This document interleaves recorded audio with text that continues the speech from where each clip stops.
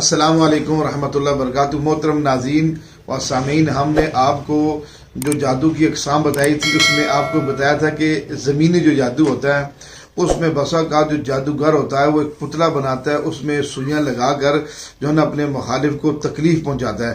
تو آج ہمارا ایک قبرستان سے گزر ہوا تو اللہ پاک کی شان ہمیں وہ عملی طور پر وہ چیز ملی ہے جو ہم آپ کو دکھانا چاہتے ہیں کہ کس طرح جادوگر نے سوئیاں لگائی ہوئی اور انسان کا پتلا بنایا ہوا ہے اور اس کو تکلیف دی جا رہی ہے۔ یہ دیکھیے گا ذرا آپ بھی، ذرا یہ ہم نے اس کو دیکھا ہے، دیکھے سمجھ، یہ سوئیاں لگی ہوئی ہیں، ادھر بھی سوئیاں لگائی ہوئی ہیں اور ایک اور بھی ہے، اس کے اندر سوئیاں لگائی ہوئی ہیں۔ اب یہ جو ظالم لوگ ہوتے ہیں یہ اس طرح اس طرح کے پتلے بنا کر سوئیاں لگا کر جو ہے نا اپنے مخالف کو تکلیف پہنچائی جاتی ہے۔ تو اب آپ کو بھی کہیں سے کوئی اس طرح کی چیز برآمد ہو، کہیں سے آپ کو ایسی چیز ملے تو اس کو آپ نے ہلکا نہیں سمجھنا۔ آپ جس علاقے میں بھی وہاں اپنے کسی مستند عامل کے پاس اس کو لے کر جانا ہے۔ یہ تو ہمیں ملی ہے تو اس لیے ہم آپ کو بتا رہے ہیں۔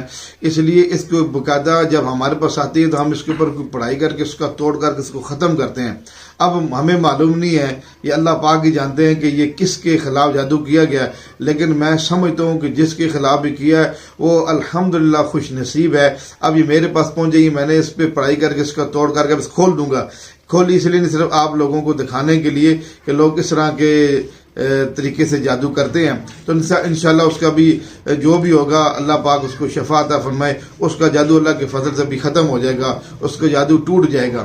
تو اس لیے اگر کوئی ایسے دیکھے نا تو آپ کو بتانے کا مقصد یہ کہ ایسا کوئی آپ کو کہیں سے کوئی چیز ملے تو اس کو آپ نے پھینک نہیں دینا۔ اور ایک اور بھی بات آپ کو بتاتا چلوں، بعض ہمارے دوستوں کے گھروں سے ایسے پتلے وصول ہوئے ہیں، بڑے بھی ایسے کچھ بڑے سائز کے بھی ہوتے ہیں، لیکن آپ نے ان کو ہلکا نہیں سمجھنا۔ بعض ہمیں دوست ملتے ہیں، وہ کہتے ہیں کہ ہم نے ان پتلوں کو کھول کر پھینک دیا چھت کے اوپر۔ بالکل ایسا کام نہیں کرنا۔ ایسی کوئی چیز برآمد ہو جادو والی، فوراً آپ نے کسی مستند عامل سے رابطہ کرنا ہے۔